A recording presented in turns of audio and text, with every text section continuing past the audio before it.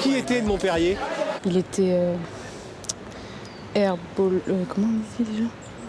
Je sais plus, il était professeur, mais il travaillait dans tout ce qui était scientifique. Et c'était pas un commandant de l'armée ou quelque chose comme ça? C'était pas un biologiste, non, je sais plus. Un homme politique, non? Un mathématicien? Je sais que c'est le fondateur de ce lycée, c'est de lui qu'on tient ce nom. Mais à vrai dire, je connais pas vraiment son histoire. C'était pas un écrivain? Edmond Perrier, oui, c'était un zoologiste qui était à Tulle avant et il a fait des expériences, mais il était un peu médecin aussi, c'est ça, non? Bravo mademoiselle, Edmond Perrier n'était pas vraiment médecin, mais il était bien zoologiste et anatomiste. Il est né à Tulle, dans cette maison du quai Baluse, le 9 mai 1844. Après de brillantes études, il devient l'un des plus grands spécialistes mondiaux de la faune marine. Il a principalement travaillé sur les mollusques, sur la faune marine, notamment les vers marins.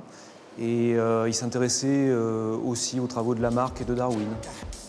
Il a acquis sa renommée internationale en participant à plusieurs expéditions, toujours sur l'étude de la faune aquatique et marine. C'est quand même un personnage qui, s'il n'est pas resté forcément dans l'imaginaire collectif ou dans la mémoire des gens, reste un homme qui a eu vraiment une carrière universitaire et à la tête d'une institution comme le Muséum d'histoire naturelle. Oui. Le lycée est construit en 1887, mais ce n'est qu'en 1923 qu'il prend le nom d'Edmond Perrier, 2 ans après sa mort. Magnifique bâtiment, classé monument historique, il accueille 1096 élèves. Mais que reste-t-il de l'esprit scientifique d'Edmond Perrier? Nous accueillons une classe préparatoire qui permet à des élèves issus de formations scientifiques de se préparer aux écoles d'ingénieurs ou aux grandes écoles que compte la France. Également des BTS dans d'autres domaines?